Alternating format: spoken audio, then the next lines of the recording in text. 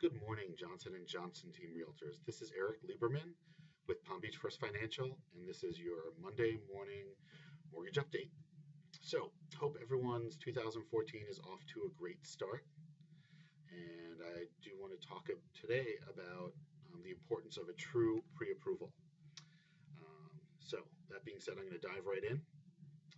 The problem with a lot of bank pre-approvals that you might see, from a Wells Fargo, a Chase, etc., is that they'll say they're pre-approved for X number of dollars, but if you read deeper into it, they may have pulled credit, but they definitely did not look into the income documentation and any other supporting documentations that might be important to make sure that your client is pre-approved. And it'll say that they've relied on information that they were told by the client. That being said, what we do is a true pre-approval. So it's almost like a mini underwrite, to be more accurate. So what we're going to do is, we have them go to our website, or we send them pre-qualification forms where they fill out, pretty much it will end up with a full application by the time they're done with filling that out, and we have a conversation with them to ask them a few more questions. And we will check their credit. And then in addition, we're going to verify their income with the appropriate documentation, whether tax returns, W-2s, 1099s, K-1s, and pay stubs.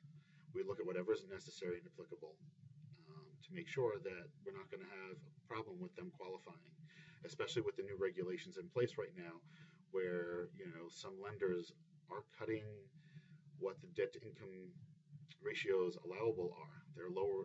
I've seen some lower than nothing dramatic, and I still have lenders that aren't changing anything and that are just going based on what Fannie Mae, Freddie Mac, or FHA approval are. But some have added some overlays. So that being said, going forward, so I want to make sure that the income is what they're telling me it is. And sometimes things come up that they don't realize reduces their income. And I'll give you an example. If you have someone in sales or commission and they end up writing off what's called unreimbursed business expenses for their taxes, it shows up on Schedule A, and that's a direct reduction of their income. So for example, let's say you had a client buying a 350 house and their income was $80,000 and they wrote off $12,000 in unreimbursed business expenses. Well, guess what? Their true income now is $68,000 a year, and that's the income we have to use.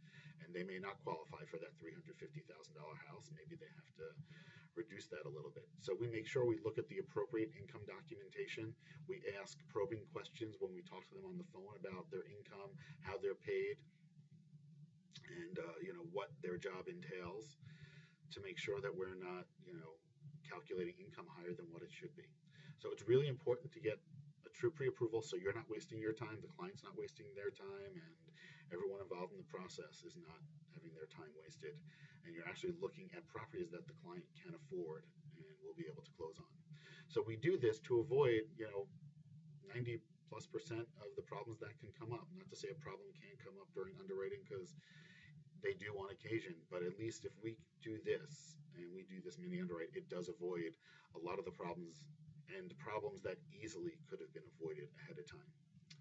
Well, that being said, I hope everyone has a great week. My contact information is listed below, so if you have any questions, feel free to give me a call.